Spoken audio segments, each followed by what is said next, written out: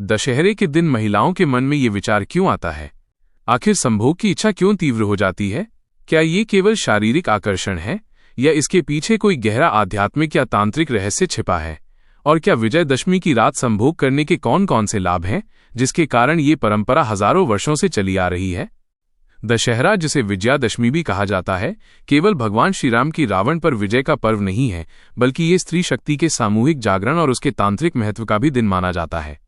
लोक कथाओं और प्राचीन तांत्रिक परंपराओं में ये स्पष्ट उल्लेख मिलता है कि दशहरे की रात को स्त्रियों के भीतर की कुंडलिनी ऊर्जा और कामशक्ति अपने चरम पर होती है। लेकिन इस ऊर्जा के जागरण का कारण क्या है? इस प्रश्न का उत्तर त्रेता युग की एक कथा में मिलता है। लंका का राजा रावण अत्यंत बलशाली था और उसे ये वरदान प्राप्त था कि जब तक उसकी तांत्रिक कामशक्ति सक्रिय रहेगी तब तक कोई भी उसे पराजित नहीं कर सकता। रावण विशेष तांत्रिक यज्ञ करता था जिसमें वो अपनी पत्नियों के साथ संभोग कर उत्पन्न ऊर्जा को मंत्रों द्वारा संचय करता था। देवताओं के लिए उसे हराना असंभव हो गया था। तब देवताओं ने मां दुर्गा का आह्वान किया। मां दुर्गा ने घोषणा की कि रावण की शक्ति को नष्ट करने का उपाय केवल धरती की स्त्रियां ही कर सकती हैं। उन्होंने आदेश दिया कि अश्विन मास की शुक्ल पक्ष की दशमी को, जब देवी शक्ति अपने चरम पर होगी, तब सभी स्त्रियां अपने पति या प्रिय पुरुष के साथ पवित्र भाव से संभोग करें। ये कोई साधारण क्रिया नहीं थी, बल्कि सामूहिक तांत्रिक साधना थी। इस साधना से उत्पन्न लाखों स्त्रियों की संयुक्त कुंडलिनी ऊर्जा ने ब्रह्मांड में एक विस्फोट किया, जिससे रावण की तांत्रिक शक्तियां भस्म हो गईं और वो कमजोर पड़ गया। क्या यही कारण नहीं है कि आज भी दशहरे की रात वही दिव्य ऊर्जा पृथ्वी पर सक्रिय होती है? क्या स्त्रियां अनजाने में ही उस सामूहिक साधना की परंपरा को आगे नहीं बढ़ा रहीं? ऋषि मुनियों ने इस मिलन को अत्यंत पवित्र मानते हुए इसके कई लाभ बताए हैं। उनका मत है कि इस रात विजयदशमी के बिना संभोग करने से धन समृद्धि में वृद्धि होती है, क्योंकि इससे देवी लक्ष्मी प्रसन्न होती हैं। ये मिलन पति पत्नी के दाम्पत्य प्रेम को बढ़ाता है और यदि इस रात गर्भधारण होता है तो वो संतान असाधारण तेज और बुद्धि वाली होती है। इस प्रकार दशहरे की रात संभोग की तीव्र इच्छा देवी शक्ति के जागरण का ही परिणाम है, जिसका उद्देश्य व्यक्तिगत और सामाजिक दोनों स्तर पर सुख, समृद्धि और नकारात्मक शक्तियों का नाश करना है। दशहरे की रात का गुप्त रहस्य, देवी शक्ति और काम शक्ति का मिलन। दशहरा या विजयादशमी भारत के सबसे महत्वपूर्ण और पावन पर्वों में से एक है। ये दिन अच्छाई की बुराई पर विजय का प्रतीक माना जाता है। प्राचीन शास्त्रों में वर्णित है कि इसी दिन भगवान श्रीराम ने लंका के राजा रावण का वध किया था और माता सीता को रावण की कैद से मुक्त कराया था। दशहरे का पर्व नवरात्रि के 9 दिन पूर्ण होने के बाद आता है और इसमें देवी दुर्गा की आराधना का विशेष महत्व होता है। लेकिन बहुत कम लोग जानते हैं कि दशहरे की रात को एक गुप्त रहस्य भी छिपा है। लोक कथाओं और तांत्रिक परंपराओं में उल्लेख मिलता है कि इस दिन स्त्रियों के भीतर काम शक्ति और कुंडलिनी ऊर्जा का विशेष जागरण होता है। वे स्वाभाविक रूप से शारीरिक संबंध बनाने की ओर आकृष्ट होती हैं। कई विद्वानों का मानना है कि इस समय स्त्रियों के शरीर और मन में देवी शक्ति का वास होता है और उनके साथ संभोग करना न केवल वैवाहिक सुख का कारण बनता है, बल्कि आध्यात्मिक उन्नति और धन समृद्धि का द्वार भी खोलता है। ये रहस्य हमें एक प्राचीन कथा में मिलता है जो हजारों वर्ष पूर्व त्रेता युग से जुड़ी हुई है। ये कथा बताती है कि दशहरे की रात संभोग का महत्व क्यों है और कैसे ये परंपरा लोक जीवन में आज तक विद्यमान है। काशी नगरी का रहस्य और राजा वीरेंद्र की चिंता। बहुत समय पहले की बात है। काशी नगरी, जिसे आज वाराणसी कहा जाता है, उस समय ज्ञान, साधना और धर्म का केंद्र था। वहां एक प्रतापी राजा वीरेंद्र देव का शासन था। राजा न्यायप्रिय और प्रजावत्सल थे। उनकी पत्नी महारानी कौशल्या अत्यंत सुंदर, बुद्धिमान और धार्मिक प्रवृत्ति की थीं। राज्य में सब कुछ सुख शांति से चल रहा था, लेकिन हर वर्ष अश्विन मास के शुक्ल पक्ष की दशमी को एक विचित्र घटना घटती। जैसे ही दशहरा आता, नगर की सभी स्त्रियों के भीतर अचानक प्रबल कामवासना जागृत हो जाती। वे अपने पतियों से शारीरिक संबंध बनाने की तीव्र मांग करती। यदि उनकी ये इच्छा पूरी न होती तो वे बेचैन होकर रोती, गुस्सा करती और कई बार घर छोड़कर अज्ञात दिशा में चली जाती। पुरुष इस स्थिति को समझ नहीं पाते। समाज में कलह और अशांति फैल जाती। राजा वीरेंद्र इस रहस्य को लेकर अत्यंत चिंतित हुए। उन्होंने अपने मंत्रियों और विद्वानों से चर्चा की, लेकिन कोई समाधान न मिला। अंततः उन्होंने काशी के महान तपस्वी ऋषि वसिष्ठानंद को राजमहल में बुलाया। राजा ने हाथ जोड़कर कहा, गुरुदेव, ये कैसी विचित्र घटना है? दशहरे के दिन स्त्रियों का मन इतना विचलित क्यों हो जाता है? ये रहस्य मेरी समझ से परे है। ऋषि ने अपनी दिव्य दृष्टि से ध्यान लगाया। कुछ देर मौन रहने के बाद वे गंभीर स्वर में बोले, राजन, ये कोई साधारण घटना नहीं है। इसका संबंध त्रेता युग की एक महान कथा से है। ये रहस्य देवी शक्ति से जुड़ा हुआ है। सुनो, मैं तुम्हें उस प्राचीन घटना की पूरी कथा सुनाता हूं। त्रेता युग की कथा। रावण का तांत्रिक वरदान और मां दुर्गा का आह्वान। त्रेता युग में जब लंका का राजा रावण अत्याचार कर रहा था, तब समस्त देवता उसके आतंक से भयभीत थे। रावण न केवल महान योद्धा और विद्वान था, बल्कि वो तांत्रिक कामशक्ति साधना में भी पारंगत था। उसने ये वरदान प्राप्त किया था कि जब तक उसकी कामशक्ति सक्रिय रहेगी, तब तक कोई भी देव, असुर या मानव उसे पराजित नहीं कर पाएगा। रावण प्रतिदिन विशेष कामशक्ति यज्ञ करता था। इसमें वो अपनी पत्नियों के साथ संभोग कर उत्पन्न ऊर्जा को मंत्रों द्वारा अपने शरीर में संचय करता था। इससे उसकी शक्ति कई गुना बढ़ जाती और उसके दुश्मनों की शक्ति क्षीण हो जाती। देवताओं ने कई बार उसे हराने का प्रयास किया, लेकिन हर बार वे असफल रहे।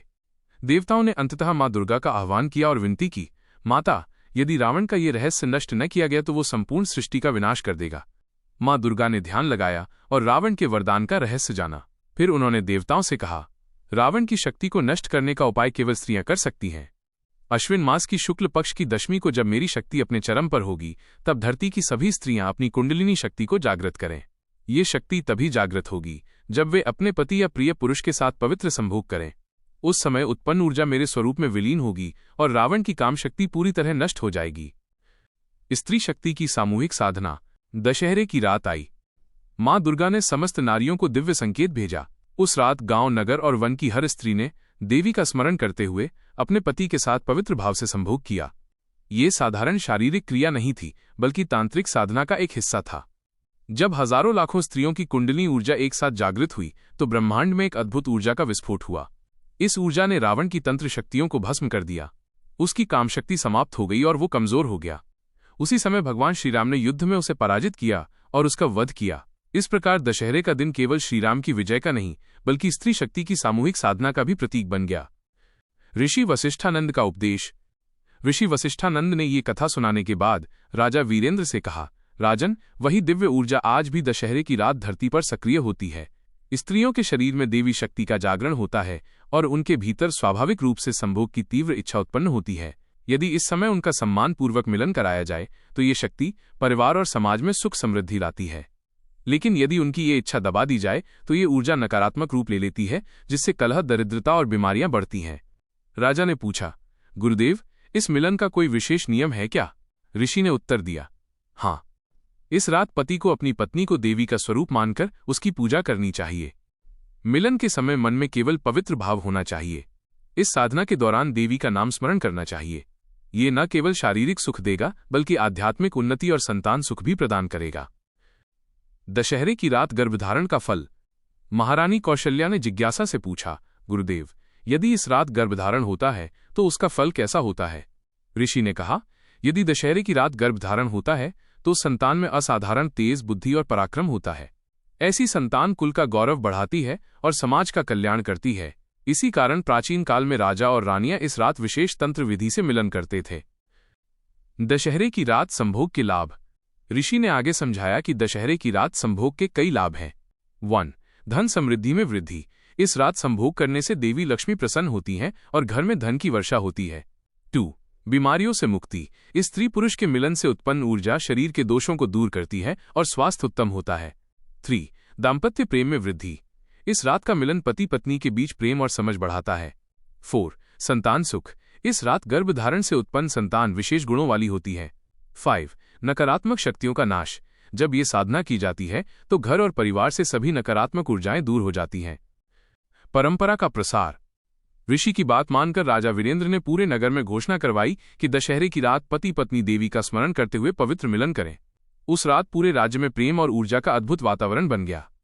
अगले दिन नगरवासियों ने देखा कि जहां पहले कलह और दुख था, वहां अब सुख, शांति और समृद्धि का वास है। महारानी कौशल्या स्वयं भी देवी साधना में लीन हुई और अन्य स्त्रियों को इस परंपरा का महत्व समझाया। धीरे धीरे ये रहस्य लोक परंपरा का हिस्सा बन गया। आधुनिक और आध्यात्मिक दृष्टिकोण। यदि आधुनिक दृष्टिकोण से देखें तो ये घटना मनोविज्ञान और शरीर विज्ञान से भी मेल खाती है। नवरात्रि के 9 दिन उपवास और साधना के होते हैं। इस दौरान शरीर की ऊर्जा संचित होती है। जैसे ही दशहरे की रात आती है, ये ऊर्जा बाहर निकलने का मार्ग खोजती है, जिससे स्त्रियों में संभोग की तीव्र इच्छा जागृत होती है। ये प्रकृति का नियम है, जिसे हमारे ऋषि मुनियों ने आध्यात्मिक साधना का रूप दिया। दशहरा केवल बुराई पर अच्छाई की जीत का पर्व नहीं है, बल्कि ये स्त्री शक्ति की सर्वोच्च अभिव्यक्ति का भी दिन है। इस दिन स्त्रियां देवी शक्ति की वाहक बनती हैं। उनके साथ किया गया पवित्र संभोग केवल शारीरिक सुख नहीं बल्कि आध्यात्मिक साधना का हिस्सा है। जब पति पत्नी दशहरे की रात मिलते हैं तो उनकी संयुक्त ऊर्जा पूरे परिवार और समाज को सुख, समृद्धि और सुरक्षा प्रदान करती है। इसीलिए कहा गया है, स्त्री ही शक्ति है और उसका सम्मान ही सृष्टि की रक्षा का मार्ग है।